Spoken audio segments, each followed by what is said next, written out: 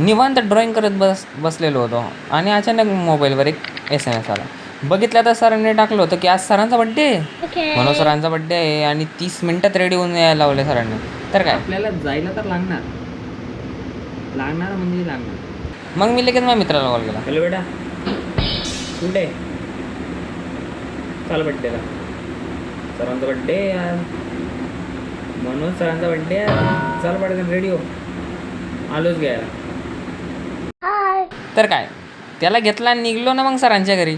सरांना सरप्राईज तर द्यायचं होतं, पण काय सगळे मिटून गेले आणि सर पण रस्त्यातच दिसून गेले. तर मग काय आमचा पोपटच होऊन गेला. मग काय सरांचा बड्डे होता तर मग आता चांगले वेगळे कपडे घातले होते आणि सर तर एकदम फ्रेशच झाले, कारण की सर ऑफिसवरून आले होते ना. आणि सर तर एकदम बिझी. आम्ही थोडा वेळ गप्पा मारल्या आणि लगेच मग आता म्हटलं चला मग सुरुवात करून घेऊ. कापाकापी केकची कापाकापी करून टाकू म्हटलं, खाऊन टाकू आम्ही बी थोडा केक.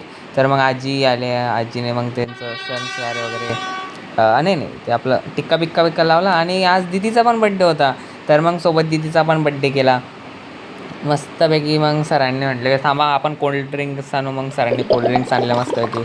आणि शैलेश सरांनी मनोज सरांची जोडी तर काय कमालच दिसत होती, बेस्ट फ्रेंड ना. आणि काय पण ह्या भाऊचा तर वेगळंच काहीतरी, नवीन मोबाईल दिला त्या कॅमेरा होता त्याच्या, पण भाऊ तर काय बसूनच कॅमेरा वाकून फोटो काढत होता. आजचं सरप्राईज तर सरांना खूपच आवडलं, सर खूप आनंदी झाले. मग आता परंपरा प्रतिष्ठा अनुशासनानुसार आपल्याला त्यांना अजून हॅपी करायचं. Happy birthday to you, happy